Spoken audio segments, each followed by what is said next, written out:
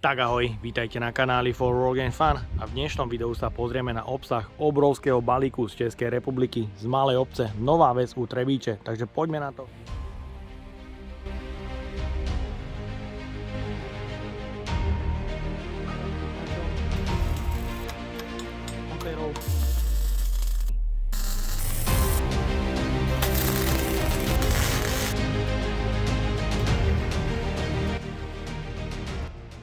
Je tu ďalšia významná spolupráca so značkou Alfine, ktorá vznikla jednoduchým spôsobom. Komentoval som recenziu od Alfinu a jednoducho som sa im ponúkol, že by som rád zrecenzoval aj ich synergickú zváračku Perun 200 Mixin PFC. Takže mám ju doma, mám ju v takomto obrovskom prevedení, je to veľká krabica, je tam samozrejme aj rôzne príslušenstvo pre odskúšanie všetkých zváracích metód, pretože je to trojkombinácia zvára obalenou elektrodou, Migmagu a taktiež TIGom. Mám tu všetko príslušenstvo pre odskúšanie a sú tam aj nejaké drobnosti, takže poďme na to, odbalíme si to.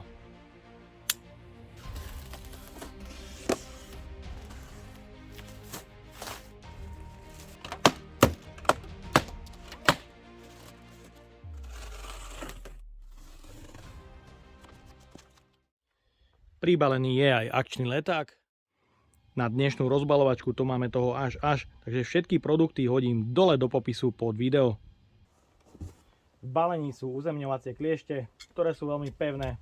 Sú to KS 500, použitý kábel 1x70 mm, čistá meď. Je to cítiť na hmotnosti, sú dlhé 3 metre. V balení mám taktiež hadičku na prepojenie s plynom, či už CO2, argónu alebo mixu, je dlhá 3 metre. Taktiež je tu veľká cievka s trubičkovým drôtom. Ďalej tu máme horák pre Migmag. Horák je určený pre zváranie v Migmagu, takže môžete s ním kľudne zvárať aj hliníku, pretože je tu pribalený Bowden, ktorý je teflónový a je určený pre zváranie hliníku. Taktiež tu máme kladky, ktoré je treba taktiež prehodiť na zváračke, ak chceme zvárať hliník. Ďalej tu máme náhradné špičky a hubice, kľúč pre demontáž, balenie je taktiež 150 až 180 A horák s modelovým označením M1. Je to 3-metrová verzia s klbikom proti zalamovaniu a samozrejme eurozásuvkou. Ďalej Alfine pre odskúšanie metódy TIG DC poslal horák od Arku, je to verzia T2 vo 4-metrovom prevedení. V metóde TIG DC je jeho zaťažovateľ 190 A pri 35% zaťažení, ale ak by ste ho chceli použiť v metóde TIG AC, teda striedavom prúde, nie je problém, ale tam má zaťažovateľ 135 A pri 35% zaťažení. V balení nájdeme užívateľský manuál. Je tu jeden kus fialovej wolframovej elektrody, ktorými borci už aj zabrusili. Ďalej tu máme príslušenstvo pre horák, aby som mohol použiť aj priehľadnú hubicu. Takže na tento efekt som mimoriadne zvedavý. A je tu všetko potrebné príslušenstvo na vyskladanie horáku.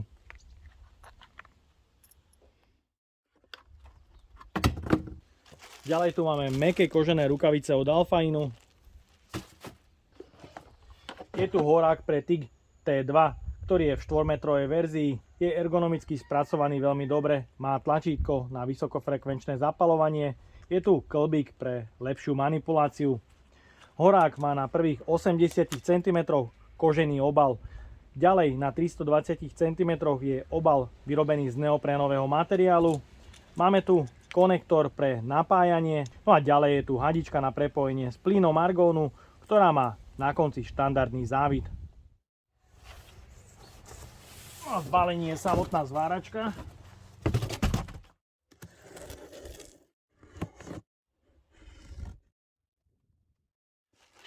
V balení nájdeme jedno tričko veľkosti L od Alfinu.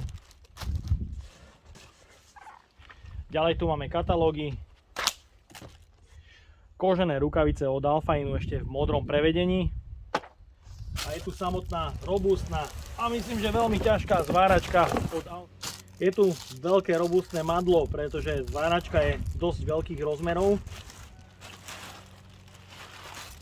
A taktiež tá hmotnosť je, odhadujem, na nejakých 20 kg. Ďalej v balení samozrejme máme užívateľský manuál. Multifunkčné riešenie zváračky od firmy Alfine Perun 200 Mixin PFC pôsobí veľmi robustným dojmom a taktiež má vysokú hmotnosť, ktorá je takmer 18 kg bez použitia prídavného materiálu. Predáva sa v dvoch verziách s manuálnym riadením a vo verzii, ktorá je synergická a ponúka intuitívne ovládanie pomocou LCD displeja. Je primárne určená pre zváranie v režime MIG-MAG, v ktorom má 11 synergických režimov, ktoré sú prednastavené pre hrúbku drôtu od 0,6 do 1 mm a môžu sa zvárať materiály ako oceľ, nerez, hliník alebo meď a taktiež sa dá použiť aj trubičkový drôt bez použitia plynu. Ale nie je problém zvárať obalenou elektródou alebo v režime lifting. Zo zadnej strany nájdeme sieťový kábel na 230 V, ktorý je dlhý 220 cm a je použitý 3x2,5 mm. Je tu tlačítko zapnutia, vypnutia, vstup plynu, či už argón, mix alebo CO2. Taktiež je tu veľký prieduch odvetrania. No a ďalej je tu organizér pre zavesenie všetkého príslušenstva.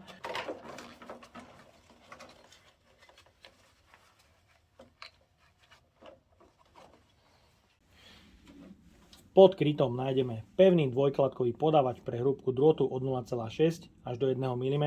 Taktiež sú tu ďalšie ovládacie prvky, ako napríklad koliskový prepínač pre test plynu v spodnej polohe, možnosť podávania, ak sa použije nová cievka, a ďalej tlačítko pre vypnutie a zapnutie, ak sa používa horák Spoolgun.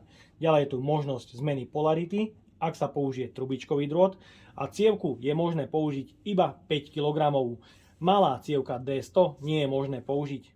Podávač je spracovaný veľmi kvalitne. Nájdeme tu možnosť nastavenia prítlaku, pružinu pre navedenie nového drôtu, vodiace koliesko je osadené na ložisku a má taktiež ozubené koleso pre lepší pohon. Taktiež je predmontované vodiace koliesko pre hrúbku drôtu 1,0 mm a z druhej strany je to 0,8. No a vodiace koliesko ženie ozubené koliesko, ktoré je osadené cez os na kline. Takže ten pohon je určite stabilnejší. Z čelnej strany nájdeme otvor pre montáž popruhu pre zavesenie cez pleco. Ďalej je tu veľký ochranný kryt 3,5 palcového plne grafického LCD displeja, ktorý sa ovláda pomocou dvoch mikrospínačov a taktiež je tu 2x encoder pre nastavenie zváračky. Je tu veľký prieduch odvetrania, šteker pre uzemňovacie kliešte, závit pre montáž tygového horáku, ktorý je možné spínať pomocou 12-pinového konektoru a tým ovládať spínanie plynu pomocou elektromagnetického ventilu. Ďalej je tu eurozásuvka pre MIG-MAGový horák a konektor pre kliešte pre zváranie obalenou elektródov. No a štítok so zaťažením nájdete zo spodnej strany, na ktorom sa uvádza v režime MIG-MAG 85 A na 100% zaťažení.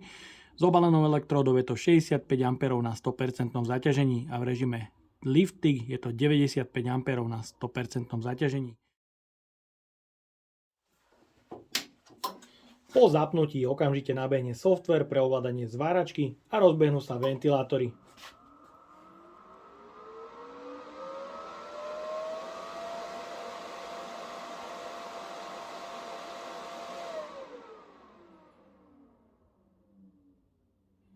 Už po chvíľke sa ventilátory aktívneho chladenia deaktivujú na nulovú hladinu hrúku a v dielni máte nižšiu hlučnosť a taktiež zváračka do seba zbytočne nenasáva prach.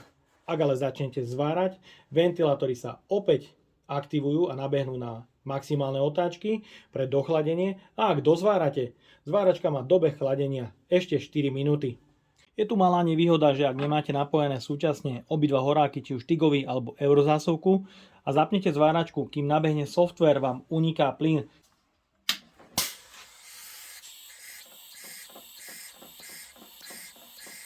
Cvak.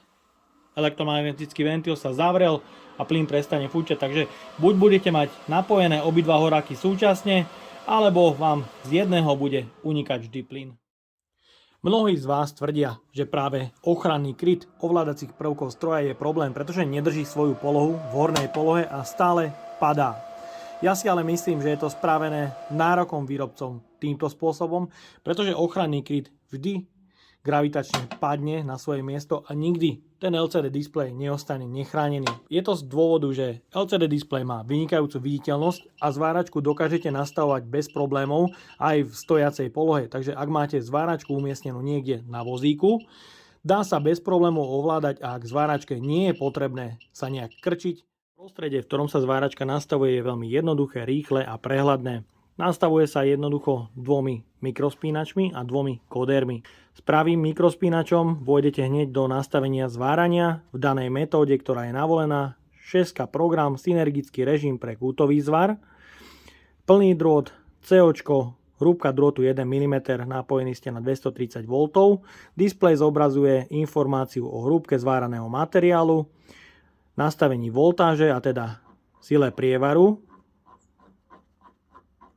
No a ďalej je tu nastavenie ampérov, v ktorom ak zdvíhate ampére, taktiež sa dvíha hrúbka zváraného materiálu.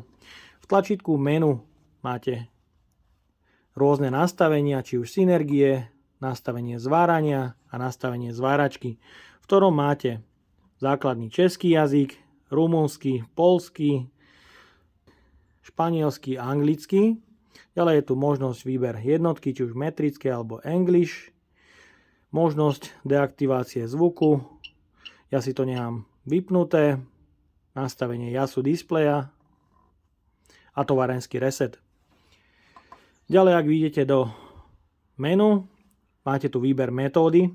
Takže Migmax Synergia poloha PA znamená tupý zvar. Ak potvrdíte, daný režim sa aktivuje. Pre zmenu metódy len točíme koderom. Ak navolíme polohu PB, teda pre kútový zvar, máme tu taktiež svoje nastavenia, ktorým vôjdeme do menu. Vybereme si v polohe pre kútový zvar program, ktorých je tu 11 pre rôzne materiály, či už oceľ, nerez, hliník alebo taktiež meď, výber odporúčaného plynu a taktiež použitého priemeru drôtu. Ďalej vôjdeme do ďalších nastavení v režime Migmax, v ktorom máme režim dvojtaktu, štvortaktu, ktorý sa hneď zapisuje. Ďalej je tu dohorenie od 0 po 10, počiatočná rýchlosť podávača od 0 do 10, predfúk, dofúk a samozrejme tlmivka od 0 do 10. Ďalej je tu manuálny režim, ktorý má taktiež svoje nastavenia, ktoré sú rovnaké ako v synergii. A ďalej je tu obalená elektróda, ktorá má taktiež svoje nastavenia. Je tu Arc Force od 0 do 10, Hot Start od 0 do 10. Ďalej je tu režim Lift Tick, v ktorom nájdeme taktiež svoje nastavenia, kde máme možnosť nastavenia dvojtaktu alebo štvortaktu pre horák, dobeh prúdu a ďalej je tu nastaviteľný dofuk. Je to aspoň niečo pre ten režim Lift Tick, takže myslím, že to nastavenie je veľmi jednoduché, prehľadné a rýchle. Pre odskúšanie zváračky Alpine Perun 200 Mixing PFC som si pripravil rôzny materiál pre zváranie od oceli cez nerez až po hliník. A ďalej tu mám pripravený rôzny materiál pre zváranie od elektród po rôzne zváracie drôty rôznych materiálov. No a začíname zváraním metódou obalenou elektródou od priemeru 2 mm do 4 mm a taktiež vyskúšame zvárať nehrdzavejúcu oceľ.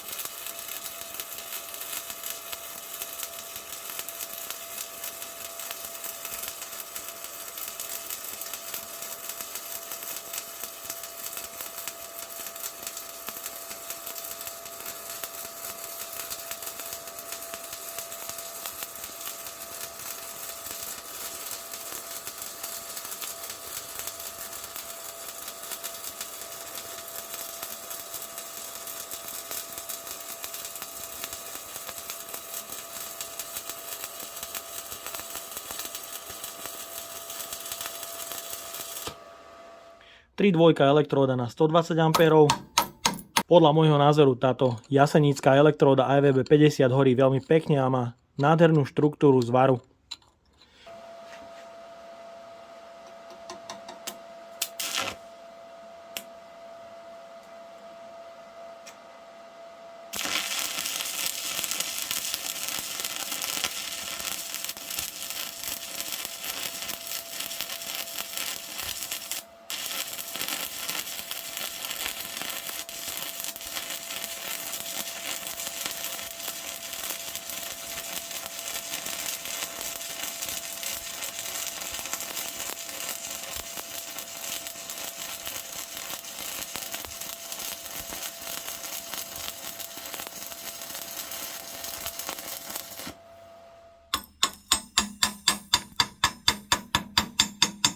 Takže aj elektróda o priemere 4 mm horela veľmi pekne a stabilne.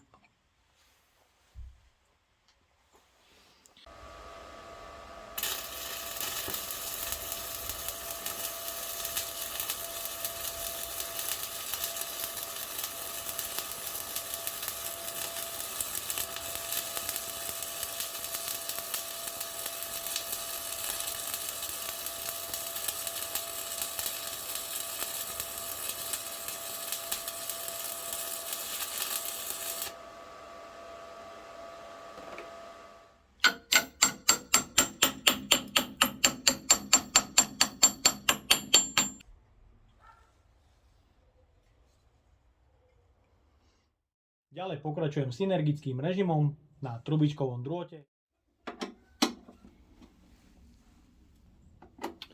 Toto je trošku nevýhoda, že ak chcete prejsť na trubičkový drôt, je treba takýmto spôsobom zmeniť polaritu.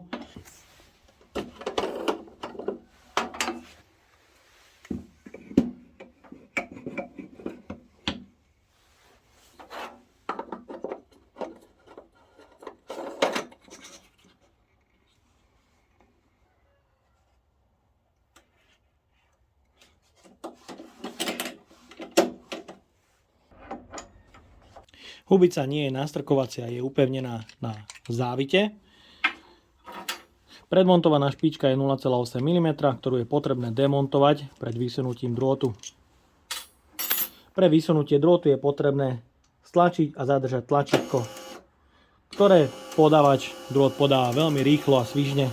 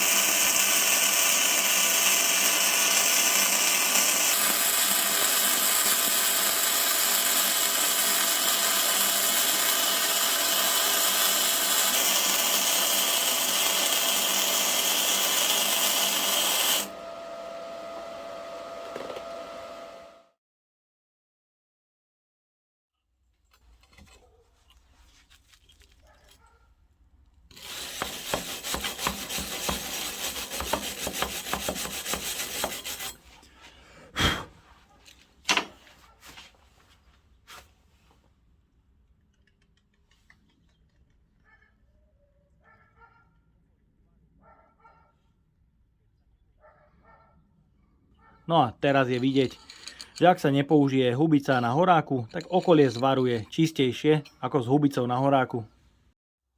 Pokračujeme 3 tupými zvarmi, teda v synergii v polohe PA.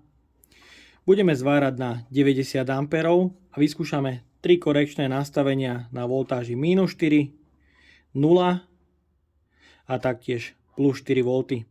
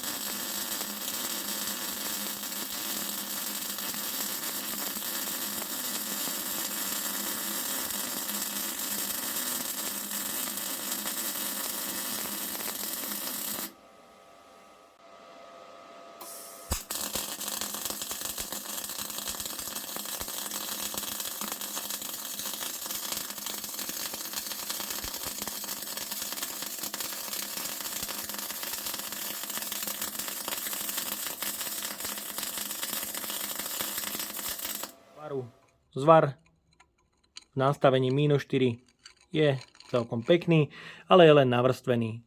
Zvar v nulovej korekcii je už pekne rozliatý, roztiahnutý do šírky a je vstrebaný do materiálu. Zvar v korekcii +4 už je vstrebaný veľmi dobre, ale je tu vidieť extrémny roztrek materiálu.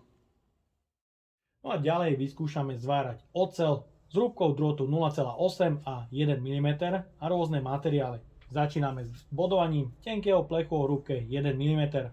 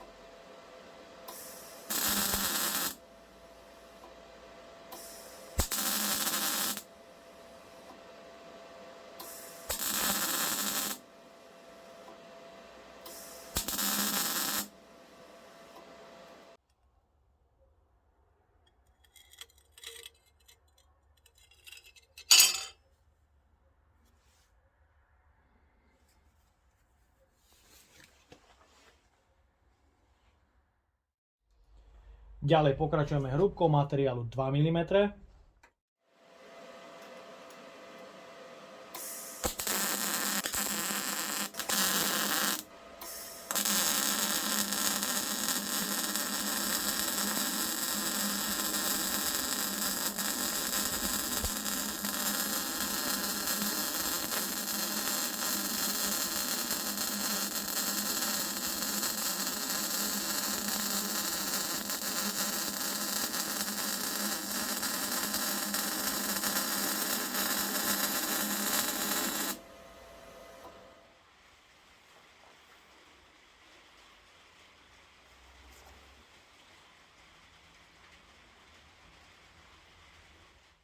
Ďalej pokračujeme kútovým zvarom o hrúbke materiálu 6 mm.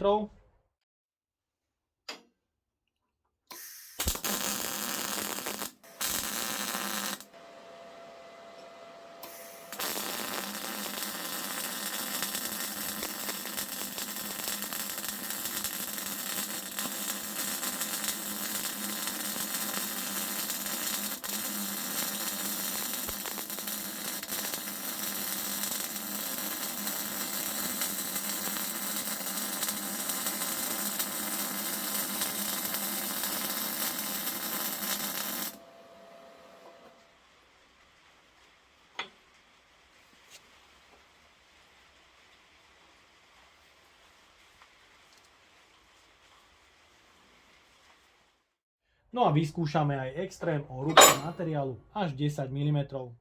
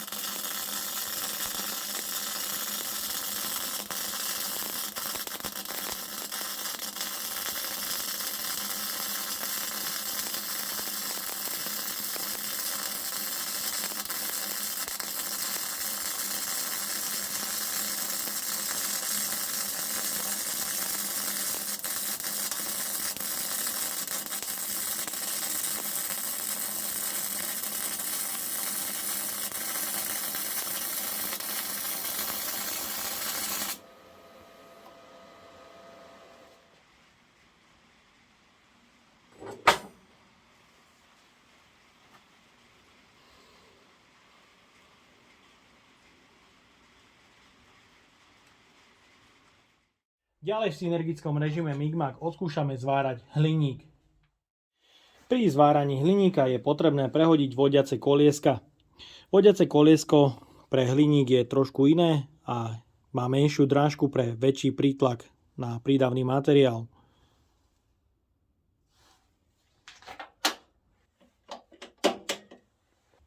No a taktiež v horáku je potrebné prehodiť modrý bouden za červený teflónový.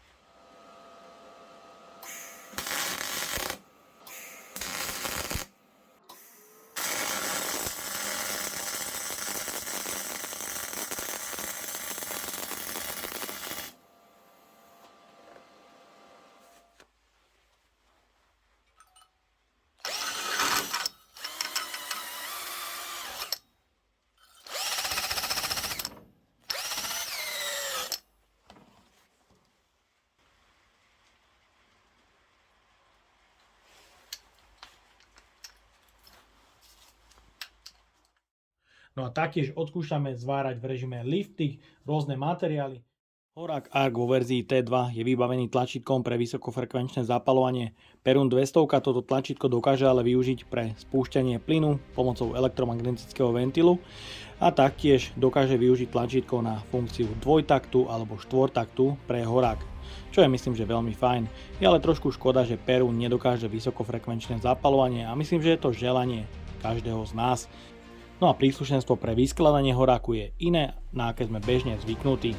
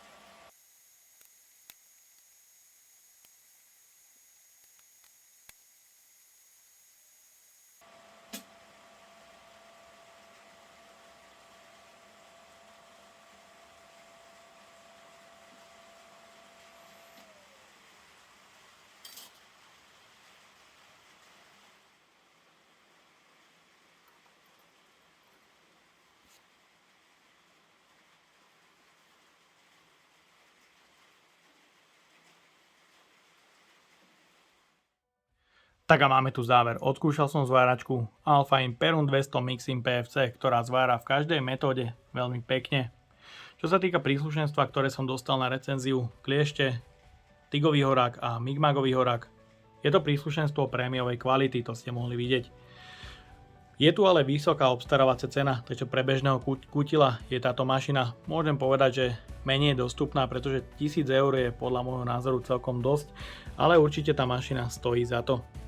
No a jediné, čo by som tejto zváračke vypichol, je, že ak chcete použiť trubičkový drôt, je potrebná zmena polarity znútra mašiny a taktiež z čelného panelu. A taktiež, ak sa zváračka zapína, prebieha vždycky test plynu a vždy vám vyfukuje plyn, či už z koncovky pre eurozásuvku alebo pre tigový horák. Vždy je tu nejaká strata plynu, takže taká malá nevýhoda to je, ale je to daň za to, že máte vždycky natlakovaný horák naplno a nestane sa vám, že vám zváračka začne pri prvom zvare, pri prvom použití pórovať. No a ak by ste chceli vidieť ďalšie zváračky od firmy Alfine, napíšte mi to dole do komentáru. No a ja dúfam, že sa vám dnešné video páčilo. Ak by ste ma aj vy chceli podporiť finančným príspevkom, dole do popisu vkladám link na PayPal Donate. No a odo mňa je to na dnes všetko. Ak sa vám toto video páčilo, dajte like, potvrďte odber a zvonček, aby vám už neušlo ďalšie video. Ahoj.